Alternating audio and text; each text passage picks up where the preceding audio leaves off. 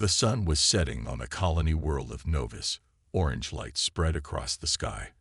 Blood dripped onto the dry ground. A big wolf-like creature lay wounded among tall grass and rocks. His gray fur was stained red in many places. This was no normal wolf.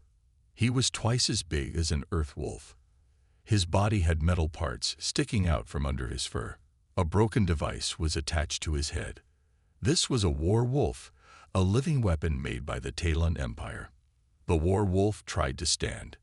His legs shook. He fell back down with a low growl. Pain shot through his body. One of his back legs was broken. A deep cut ran along his side. His breathing came out rough and uneven. Hours ago, there had been a battle here. The Talons had attacked the human settlement. Their war wolves had led the charge. But the humans had fought back hard. They had better weapons than the Talons expected. The battle turned against the attackers. When the Talon soldiers retreated to their ships, they left their wounded war wolves behind.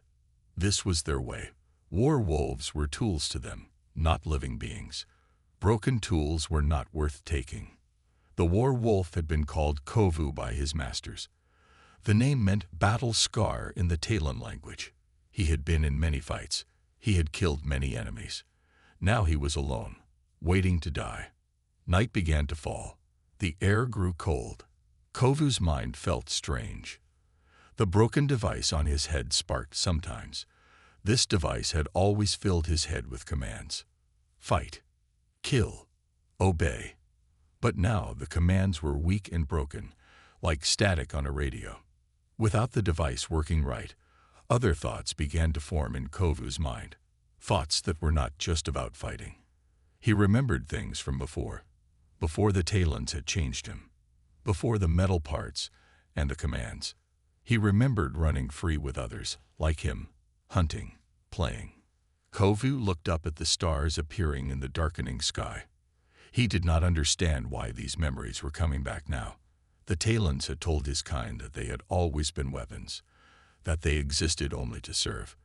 But these memories told a different story. A shooting pain made Kovu close his eyes. His enhanced body could heal many wounds, but not like this. Too much damage. Too much blood lost. The Talons had made him strong, but not strong enough for this. In the distance, lights from the human settlement glowed. Kovu had been told humans were the enemy, weak creatures who took planets that did not belong to them. But he had seen them fight today. They had protected each other. When humans were hurt, other humans came to help them. Not like the Talons, who left their wounded behind. A small sound caught Kovu's attention. His ears twitched. Something was moving in the forest nearby. Kovu tried to bare his teeth, but he was too weak to look scary anymore. The sound came closer. Kovu smelled something different. Not Talon. Not adult human. Something smaller. Through blurry eyes, Kovu saw a shape step out from between the trees. A small human. A child. The human child stood still, looking at him from a safe distance. Kovu waited for the child to run away screaming, or to throw something at him. That's what young ones of any species did when they saw a war wolf. But this child did not run, did not scream, just stood there, watching him with big, curious eyes. Kovu's head felt fuzzy. The broken device sparked again. The world started to go dark around him.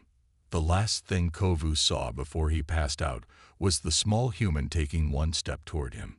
The last thing he thought was, strange that his end would come with a small human watching. The war wolf closed his eyes and waited for death to take him. Morning light touched the face of 12-year-old Minji.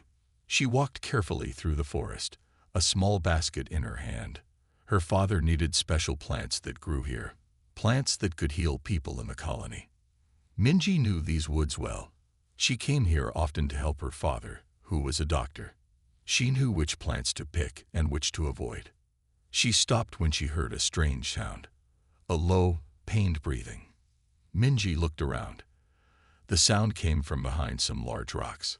Slowly, step by step, Minji moved closer. She peeked around the rocks and gasped.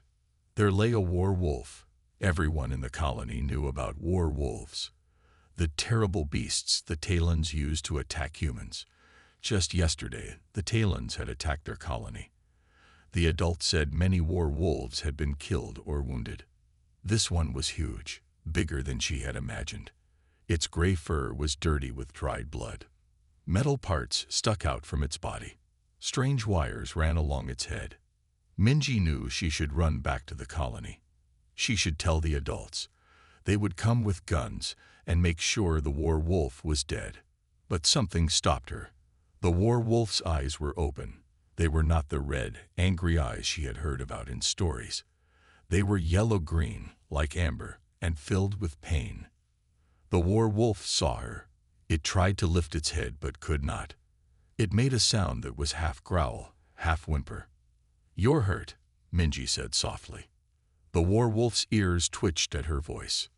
Minji set down her basket. Her heart beat fast, but she did not feel scared. She felt sad for the big animal. "They left you here to die," she said. The device on the war wolf's head sparked. The beast winced in pain. "That thing is hurting you," Minji said. She took one small step closer. The war wolf growled weakly. "I won't hurt you," Minji said. "I'm not like them." The war wolf watched her with confused eyes. It had never seen a human child before. It had been trained to attack humans, to tear them apart. But the commands in its head were weak now, broken. Without those commands, the war wolf felt lost. What was it supposed to do with a small human who showed no fear? Minji sat down on a rock, still keeping some distance. Then she did something the war wolf did not expect. She began to sing. The song was an old earth lullaby Minji's mother sang to her when she was small. A simple, gentle tune with words about stars and dreams. The war wolf's ears perked up. The sound was unlike anything it had heard before. Not like the harsh commands of the Talons, not like the screams of battle. This sound was pleasant. As Minji sang, the war wolf's breathing became more even. The pain seemed less sharp. The broken device on its head sparked less often. Minji sang 3 songs before she stood up. "I have to go now," she told the war wolf. "My father will worry." The war wolf watched her pick up her basket. "I'll come back," Minji promised. "I'll bring you water." The war wolf did not understand her words, but something about her voice, about the song she had sung, had reached deep inside it. Past the pain, past the training, past the metal parts the Talons had put inside its body. Minji gave the war wolf one last look before walking away through the trees. The war wolf's eyes followed her until she was gone. Then it closed its eyes. For the first time since it could remember, the war wolf dreamed, not of battle, not of blood, but of running free under open skies. And in its dreams, it heard the human child singing. The next morning, Minji woke up early. She filled a water bottle and wrapped some leftover meat in a cloth. Her father was still asleep. No one saw her slip out of their home. At breakfast yesterday, everyone had talked about the battle. Captain Jun had warned all colonists to stay away from the forest for a few days. "If you see any war wolves, run and tell us right away," he had said. "They are very dangerous, even when hurt." But Minji could not forget the wounded war wolf. His sad eyes stayed in her mind all night. The sun was just rising when she reached the spot where the war wolf lay. At first, she thought he was dead. He did not move. Then his ear twitched, and one eye opened. "I brought you water," Minji said. She set down the bottle a few steps away from him. The war wolf looked at the bottle, then at her. He tried to reach for it, but he was too weak. Slowly, Minji moved closer. She opened the bottle and poured some water into her cupped hand. She held it near the war wolf's mouth. The war wolf sniffed her hand. Then, very carefully, he licked the water from her palm. Minji smiled. She poured more water for him until he stopped drinking. "I brought food too," she said, unwrapping the meat. The war wolf's nose twitched at the smell. Minji tore the meat into small pieces and placed them on a flat rock near his head. The war wolf ate slowly. Each bite seemed to give him a little more strength. While he ate, Minji noticed the device on his head was still sparking. It looked painful. "That thing hurts you," she said. "Maybe my father could fix it. He's a doctor." The war wolf did not understand her words, but her voice was soothing. When he finished eating, Minji sat on a rock nearby. She began to sing again. Different songs this time. Happy songs her friends sang when they played games. The war wolf's eyes stayed on her. The sparking device seemed to calm down when she sang. After a while, Minji stopped singing and just talked to him. "You need a name," she said. "I can't just call you War Wolf. That's not a real name." She thought for a moment. "I'll call you Duri," she decided. "It means two in Old Korean. My grandmother taught me that word. You're getting a second chance at life. So Duri is perfect." The war wolf, now Duri, blinked slowly at her. "My name is Minji," she told him, pointing to herself. "Minji." Duri made a soft sound in his throat. Not a growl, almost like he was trying to copy her. Minji stayed with Duri for 2 hours. She cleaned some of his wounds with water and leaves that her father used for cleaning cuts. When it was time to leave, she put the rest of the water where Duri could reach it. "I'll come back tomorrow," she promised. "Try to rest." As she stood to leave, Duri did something that surprised her. He moved his head just a little, pushing it against her hand. Minji froze. Then, very gently, she touched the fur on his head, avoiding the metal parts. The fur was rough but warm. "You're welcome," she whispered. That night at dinner, Minji's father, Dr. Hoon, noticed his daughter was quiet. "Are you okay, Minji?" he asked. "Yes," she said. "I was just thinking." "About what?" Minji looked at her father. "Do you think war wolves were always weapons, or were they something else before the Talons changed them?" Dr. Hoon looked surprised by the question. "I don't know," he said. "Why do you ask?" Minji shrugged, just wondering. In her pocket, she had saved a piece of meat for tomorrow. For Duri, her new friend. 5 days had passed since Minji first found Duri. Each day, she brought him food and water. Each day, she sang to him and cleaned his wounds. And each day, Duri grew a little stronger. Dr. Hoon noticed changes in his daughter. She woke up early. She saved food from meals. She asked for extra bandages and healing leaves. For a project, she told him when he asked. On the 6th day, Dr. Hoon decided to follow Minji. He waited until she left their home, then walked behind her, staying out of sight. Minji went straight to the forest. Dr. Hoon followed quietly. When she stopped in a small clearing, he hid behind a tree and watched. What he saw made his blood freeze. His daughter was sitting next to a war wolf, singing to it, touching it. Dr. Hoon almost cried out, but stopped himself. The war wolf was not attacking Minji. It was lying down, its head resting near her leg. Its eyes were closed as she sang.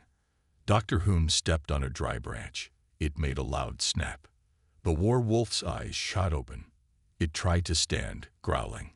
"Father," Minji said, jumping up. "Don't be afraid. This is Duri.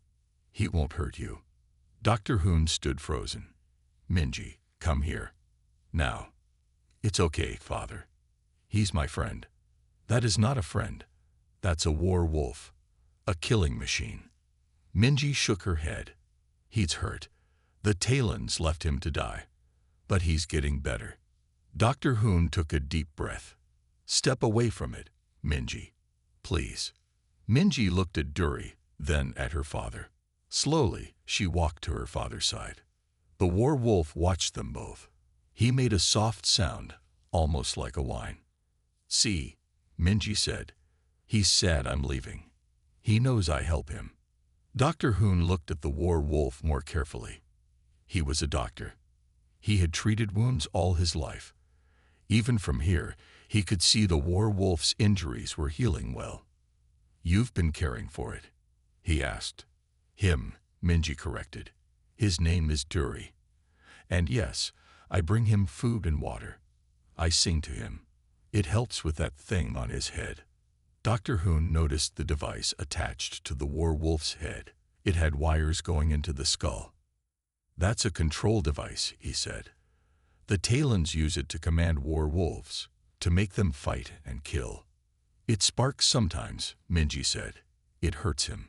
But when I sing, it stops sparking as much. Dr. Hoon thought about this. He had studied Talon technology when he was younger. What kind of songs do you sing? He asked. Earth songs, lullabies, happy songs. A thought formed in Dr. Hoon's mind. A wild, strange thought. Minji, keep saying to him, I need to look at something. Minji went back to Duri and began to sing. Dr. Hoon watched the device on the werewolf's head. After a minute of Minji's singing, the small lights on the device dimmed. The sparking slowed. Dr. Hoon moved closer, watching carefully. The werewolf, Duri, watched him but did not growl. The device is failing, Dr. Hoon said, and I think your singing is affecting it somehow. Can you fix it? Minji asked. Fix it? No, Minji, but Dr. Hoon looked into the werewolf's eyes.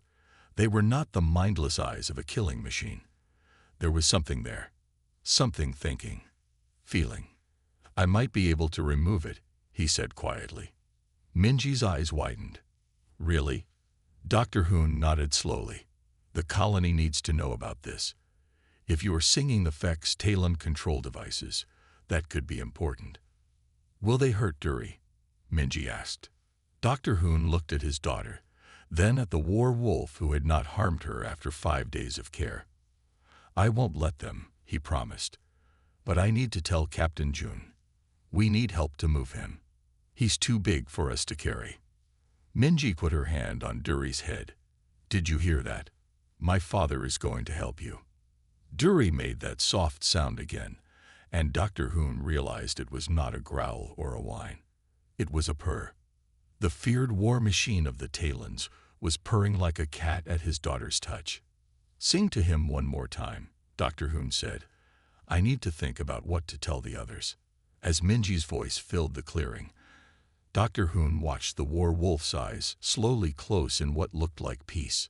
This changed everything. Captain June slammed his hand on the table. The meeting room went quiet. This is madness, he said. You want to bring a werewolf into our colony. Dr. Hoon stood tall. The werewolf is already responding to human contact.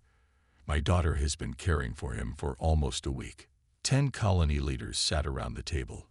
They had been arguing for over an hour. Some sided with Captain June.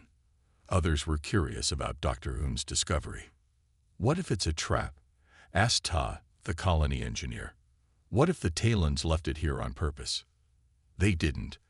Dr. Hoon said. The control device is damaged. It's failing.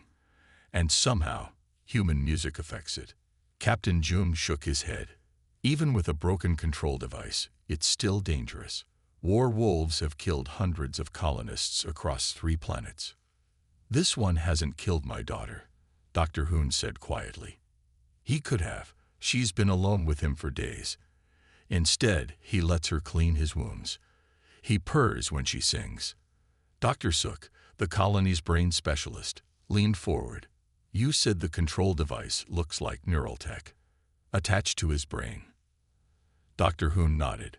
Yes, it has wires going into his skull and spine. Interesting, Dr. Sook said. The Talons might be using sound frequencies for control. Your daughter's singing could be creating interference. Captain June stood up. This changes nothing. It's still a werewolf. If the Talons come back and fix that device, it will turn on us in a second. Unless we remove the device first, Dr. Hoon suggested. The room went silent again. Remove it, Captain June asked. Why would we do that? To learn, Dr. Hoon said. To understand how the Talons control these creatures. Maybe to help free them. Free them? Captain June laughed. Their weapons, not pets. My daughter doesn't think so, Dr. Hoon said. And after seeing him with her, neither do I. May I bring in someone else? He asked. Someone who knows this war wolf better than any of us. Captain June frowned but nodded. Dr. Hoon opened the door and waved. Minji walked in, her small steps careful and slow. This is my daughter, Minji, Dr. Hoon said. She's the one who found the war wolf and has been caring for him. Captain June's face softened a little. Hello, Minji. Minji looked at all the adults in the room. Are you going to hurt Duri? Duri? Tai asked. That's what I named him, Minji said. It means two in Old Korean. For his second chance, Captain June sighed. Minji, war wolves are dangerous creatures. They're made to kill humans. Minji looked right at him. Duri had many chances to kill me. He didn't. He listens when I talk. He likes when I sing. The thing on his head hurts him, but my songs make it better. Dr. Suk smiled at the girl. What songs do you sing to him, Minji? Lullabies, happy songs from Earth. He likes the soft ones best. Dr. Suk turned to the others. This could be very important. If human music disrupts Talon control signals, we might have found a weapon. A weapon? Minji asked, worried. Not to hurt your friend, Dr. Suk said quickly, but to help others like him, and to protect ourselves from attack. Captain June paced the room. Even if we wanted to help this war wolf, how would we move it? It must weigh 400 pounds. He's getting stronger, Minji said. He can walk a little now. I could lead him here. The adults looked at each other. That's too dangerous, Captain June said. What if we built a special place for him? Dr. Hoon suggested. Outside the colony, but close to the medical building. We could study the device safely. Ta nodded slowly. I could build a strong enclosure, with sound dampeners in case the control device activates again. And I could help remove the device, Dr. Suk offered. I've studied Talon neural tech before. Captain June looked around the room. Most of the leaders seemed interested now. He sighed. We vote, he said. Those in favor of bringing the war wolf to a secure location for study, raise your hand. 8 hands went up. Only Captain June and one other kept their hands down. It's decided then, Dr. Hoon said. We build an enclosure, bring Duri in, and try to remove the control device. Minji smiled wide. Thank you. Duri will be good, I promise. Captain June knelt down to Minji's level. I hope you're right, little one. For all our sakes. As the meeting ended, Dr. Suk pulled Dr. Hoon aside. If we can remove that device, she whispered, we might learn more than just Talon tech. We might learn what war wolves really are, what they were before the Talons changed them. Dr. Hoon looked at his daughter, who was happily telling Ta what Duri liked to eat. I think Minji already knows, he said. Somehow she saw past the weapon to the being inside. The colony had made its decision. Now they would see if they were right to trust a child's song over years of fear. 2 weeks had passed since the operation. Duri lay in a large pen next to the medical building. His wounds were almost healed. The metal control device was gone from his head, leaving only small scars where it had been attached.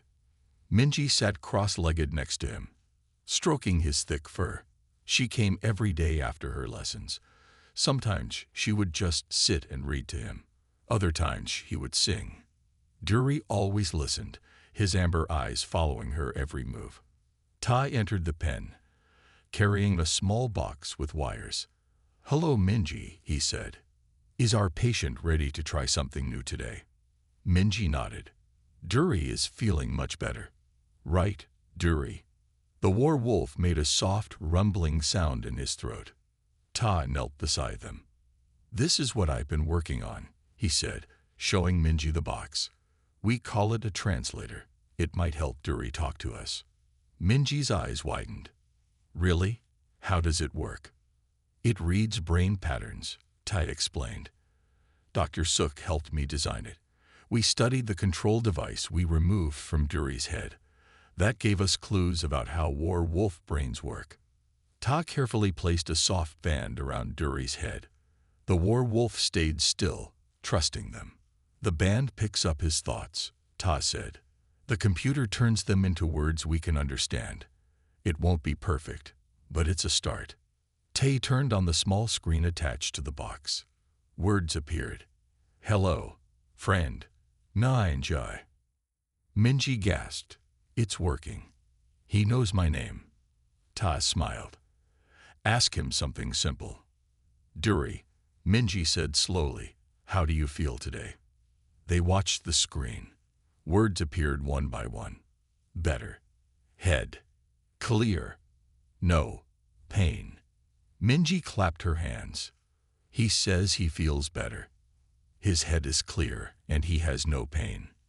Dr. Hoon and Dr. Suk entered the pen. They had been watching from the medical building window. This is amazing, Dr. Hoon said.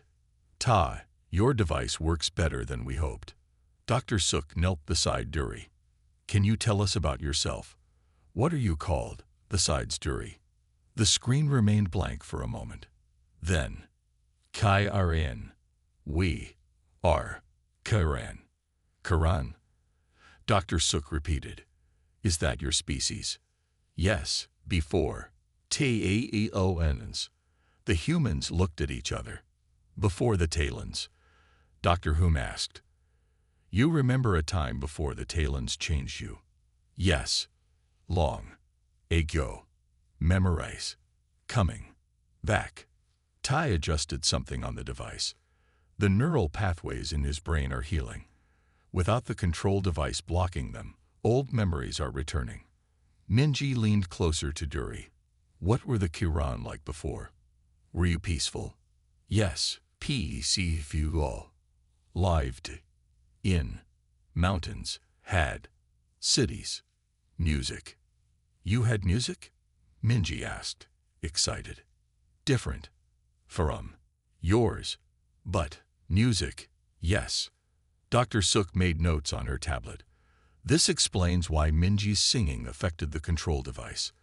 The Kiran brain is naturally responsive to musical patterns. The Talons must have used that to control them. Dury, Dr. Hoon asked, how did the Talons change your people? The screen showed words more slowly now. Tuok, US, changed, bodies, Pute, metal, inside, control, device, made, US, 4G, made, US, kill. Minji put her arms around Dury's neck. That's awful. I'm so sorry. Singjing, help it. Remember. Thank you. Are there other Kiran who might remember if the control devices were removed? Tai asked. Maybe. Not. Sure. Long. Time. Controlled. Dr. Hoon stood up. The colony needs to know this. The Talons aren't just using the war wolves as weapons. They enslaved an entire species, changed them against their will. And human music can help free them, Dr. Suk added. This could change everything. Captain June walked into the pen. He had been listening from outside. It changes our understanding, he said, but not our danger. The Talons will come back, and they have many more war wolves, Kiran, under their control. Dury looked at Captain June. The screen showed. I help. No. Taelon. Ways. No. How. They. Think. How. They. Fight. Captain June raised his eyebrows. You would help us fight against your masters. Not. Masters. Enemies. Stole. Life. Freedom. Whale. Help. Humans. Minji smiled at Dury. See, Captain. Dury isn't our enemy. The Talons are his enemy too. Captain June nodded slowly. Then we have a new ally. He looked at Dury. And maybe a way to save others like you. Dury's amber eyes seemed to shine with new hope. The screen showed one last message. Minji. Song. First. Steve he. 2. Freedom. In that moment, a small human child's compassion had not just saved one life. It had revealed the truth about an entire species and opened a door to their liberation. The war wolf who had been left to die now had a purpose: to help free his people. And it had all begun with a song. The alarm sounded across the colony. 3 months had passed since Dury first joined them. Now everyone ran to their positions. Captain June's voice came over the speakers. Talon ships detected. 3 large vessels. Estimated arrival: 30 minutes. All civilians to the shelter. Defense teams to your stations. In the command center, Captain June looked at the screens showing the approaching ships. Dr. Hoon, Dr. Sook, and Ta stood beside him. Dury was there too, wearing a special vest Ta had made. The vest held the translator device. "They have returned sooner than we expected," Captain Jun said. "They want revenge for their last defeat," Dury's translator showed, "and they want me back." In the 3 months since his control device was removed, Dury had helped the colony prepare.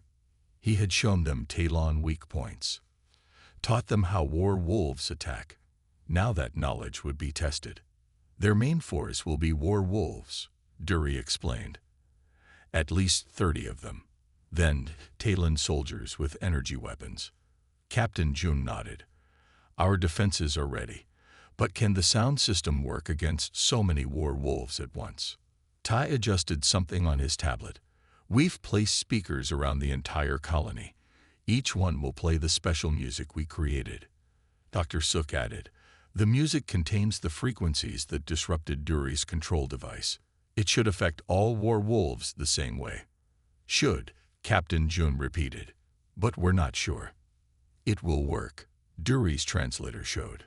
"But the Talons will try to shut down the speakers. You must protect them." Captain June assigned teams to guard each speaker. Then he turned to Dr. Hoon. "Where is Minji?"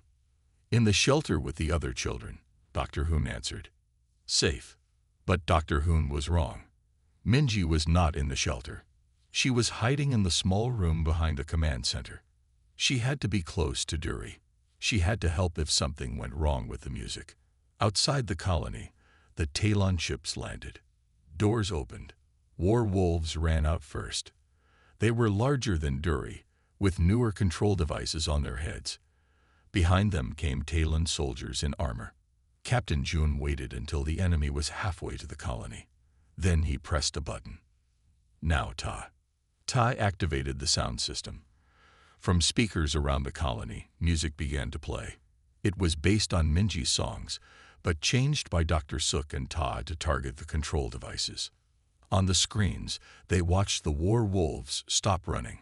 Some shook their heads. Others turned in circles. Their movements became confused. "It's working," Dr. Hoon said. The Talon soldiers behind the war wolves fired at the colony. Energy beams hit the colony's shields. "Defense teams, return fire," Captain June ordered. "Target the Talon soldiers only." Colony defense guns fired back. Some Talon soldiers fell, but more kept coming. One group of Talons noticed the speakers. They began to shoot at them. "They're targeting the sound system," Ta said. 3 speakers are already down." Dury stepped forward. His translator showed. "I must go out. I can help the war wolves break free faster." "Too dangerous," Captain Jun said. "I know my own kind. I can guide them," Dury insisted. Before anyone could stop him, Dury ran from the command center. The door closed behind him. "Stop him," Captain Jun shouted. But it was too late. On the screens, they saw Dury running toward the confused war wolves. He was barking and making sounds no human could understand. "What is he doing?" Captain Jun asked. "He's talking to them in their own language," came a small voice. Everyone turned. Minji stood in the doorway of the back room. "Minji." Dr. Hoon rushed to his daughter. "You should be in the shelter." "I knew Dury would try to help the other war wolves," she said. "He told me he would." On the screens, they watched as Dury reached the other war wolves. Instead of attacking him, they gathered around him. Their control devices were sparking. "The music is weakening the devices," Dr. Suk said, "and Duri is helping them fight it." But the Talon soldiers were still shooting at the speakers. One by one, the music stopped in different areas. "We're losing the sound system," Ta said. "4 more speakers down." Minji tugged at her father's sleeve. "I need to go out there." "Absolutely not," Dr. Hoon said. "But the songs work better when sung in person," Minji said. "Remember, that's how I helped Duri." "It's too dangerous," Captain Jun said. On the screen, they saw Talon soldiers surrounding Duri and the confused war wolves. Without all the speakers working, the control devices were starting to function again. Minji looked at the screen, then at the adults. "You have to trust me. Please." Captain Jun shook his head. "We cannot risk a child."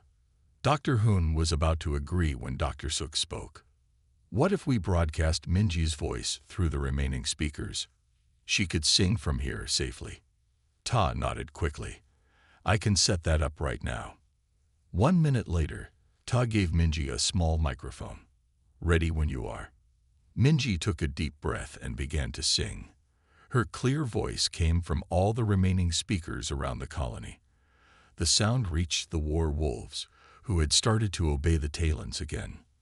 On the screens, they watched as the war wolves stopped once more. This time, their control devices sparked more violently. One by one, the devices began to break and fall off. The war wolves shook themselves, as if waking from a bad dream. They looked at each other, then at Duri, and then they turned toward the Talon soldiers. "It's working," Dr. Hoon whispered. "They're breaking free." What happened next would be told in stories across human colonies for years to come. The freed war wolves, the Quran, turned against their former masters. The Talon forces retreated to their ships and fled. When it was over, 28 war wolves remained outside the colony, free for the first time in generations. And it had all started with a human child who stayed to sing to a dying war wolf. 1 month after the battle, the colony looked very different. New buildings stood outside the main walls. These buildings housed the 28 freed war wolves. No, not war wolves anymore. Kiran. That was their true name. The Quran were learning to be themselves again. They were remembering their past, their culture, their language, and Duri was helping them. In the largest new building, Minji sat with Duri and 5 other Kiran. She was teaching them to sing. Their deep voices rumbled along with her high, clear one. "Very good," Minji said when they finished a song. "You're learning fast." The Kiran looked proud. One of them, a female named Nera, spoke through a translator device like Duri's. "In old memories, our people sang in mountain caves. Sound echoed for miles, made beautiful patterns." "I'd love to hear that someday," Minji said. "Maybe you will," Duri's translator showed, "if we find our home world again." Dr. Hoon entered the building. "Minji, the visitors are here." Minji jumped up excited. "Already? I thought they were coming tomorrow." "They arrived early," Dr. Hoon said. "Captain Jun is meeting with them now." In the colony's meeting room, Captain Jun sat with 3 humans from other colonies. They wore the uniform of the Human Alliance. The highest-ranking officer, Commander Lee, looked impressed by what she had heard. "So the music disrupts their control devices," she said. "And once freed, the war wolves remember they are really Kiran." "Yes," Captain Jun said. "We've freed 28 so far. They're peaceful, even helpful. They've shared valuable information about Talon ships, weapons, and plans." Commander Lee nodded. "This changes everything. The Talon's greatest weapon could become their greatest weakness." Dr. Suk, who sat nearby, added, "We've created a special sound device that can be used in battle. It broadcasts the frequencies that disrupt the control devices. And it works on all war wolves." Commander Lee asked. "It should," Ta said. "But the live singing works better. Something about human voice patterns adds power to the effect." The door opened. Minji entered with Duri by her side. The Alliance officers looked surprised to see a child walking with a war wolf. "This is Minji," Captain Jun said, "the one who discovered the effect of music on the control devices. And this is Duri, the first Kiran we freed." Commander Lee stood and bowed slightly to Minji. "I'm honored to meet you. Your discovery may save many lives, both human and Kiran." Minji smiled. "I just did what felt right." Duri was hurt and alone. I couldn't leave him. "Sometimes the greatest discoveries come from simple kindness," Commander Lee said. Duri stepped forward. His translator showed. "The Alliance must understand. My people are victims, not enemies. For generations, the Talons have used us as weapons, changed our bodies, controlled our minds. We understand," Commander Lee said, "and we want to help free more of your kind." The Alliance officers stayed for 3 days. They learned all they could about the Kiran and the effect of music on their control devices. When they left, they took recordings of Minji's songs and plans for Ta's sound devices. 2 months later, news reached the colony. In a battle near the Centauri system, Alliance forces had used the sound devices against Talon war wolves. Over 50 Kiran had been freed in a single day. The Talon forces had retreated in confusion. The liberation had begun. On a warm evening, Minji sat on a hill outside the colony with Duri. The big Kiran lay beside her, his amber eyes watching the sunset. "The Alliance says they've freed over 200 of your people now," Minji said. "Soon there will be thousands," Duri's translator showed. "And one day, all Kiran will be free." "Have you remembered where your home world is?" Minji asked. "Not yet, but pieces of memory return every day. We will find it." Minji leaned against Duri's warm side. "Will you go there when it's found? Back to your people?" Duri turned his head to look at her. "You are my people too now, Minji. You saved me when I was left to die. You sang to me when I was alone. I will not forget." A shooting star crossed the sky. Minji pointed to it. "Make a wish," she said. "A wish? It's an Earth custom. When you see a falling star, you make a wish, something you hope will happen." Duri was quiet for a moment. Then his translator showed. "I wish for a day when all beings treat each other with the kindness a small human showed to a dying war wolf." Minji smiled and put her arms around Duri's neck. "That's a good wish." As stars filled the night sky, a human child and a once-feared warrior from another world sat together in peace. Their unexpected friendship had changed the course of a war, had begun the liberation of an entire species. All because when they left the war wolf to die, a human child stayed and sang to him. The end.